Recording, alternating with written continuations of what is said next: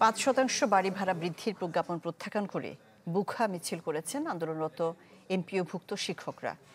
দাবি পূরণের সরকারকে ২৪ ঘন্টার আলটিমেটাম দিয়েছেন তারা। তবে সীমাবদ্ধতায় অনেক কিছু করা সম্ভব হয়নি জানিয়ে শিক্ষকদের ক্লাসে ফেরার আহ্বান জানিয়েছেন শিক্ষা উপদেষ্টা। কালার এক্সপার্ট, জর্জ স্যাপ এবং মাইল্ড অন হ্যান্ডস টেকনোলজি সমৃদ্ধ অরিক্স ক্রিস্টাল ওয়াশ আপনার লন্ড্রি এক্সপার্ট। দাবি আদায় বেসরকারি শিক্ষা প্রতিষ্ঠানের এমপিওভুক্ত শিক্ষক কর্মচারীদের এই কর্মসূচি।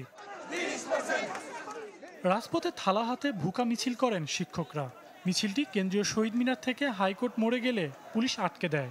সেখানেই নিজেদের পক্ষে স্লোগানে দাবি তুলে ধরেন আন্দোলনরত শিক্ষকরা। আমাদের যে 5% বাড়ি ভাড়ার প্রজ্ঞাপন জারি হয়েছে, এই মুহূর্তে আমাদের শিক্ষক সমাজ বা আমরা এটা মানি না।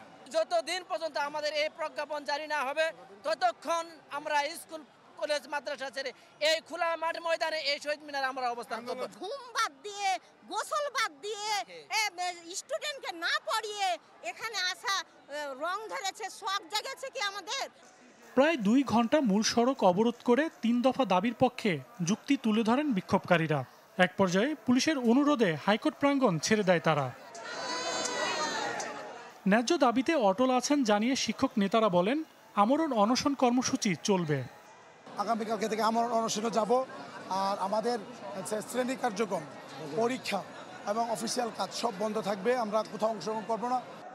রাজপথ ছেড়ে দিলেও এমপিওভুক্ত শিক্ষকরা আবারও ফিরে যান কেন্দ্রীয় শহীদ মিনারে। সেখানে রোদ বৃষ্টি উপেক্ষা করে দাবি আদায়ে 8 দিন ধরে অবস্থান করছেন।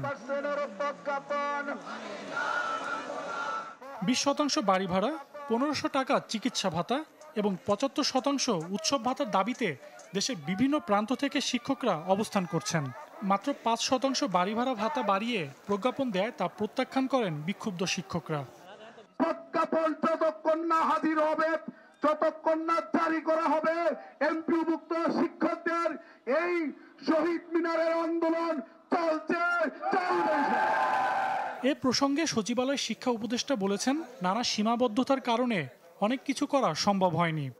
বর্তমান সীমাবদ্ধতার কারণে যে সিদ্ধান্ত হয়েছে, অর্থ মন্ত্রণালয় তারা বরাদ্দ সেটা করেছেন। সেখানে আমাদের দিক থেকে আমরা চেষ্টা করেছি যথেষ্ট।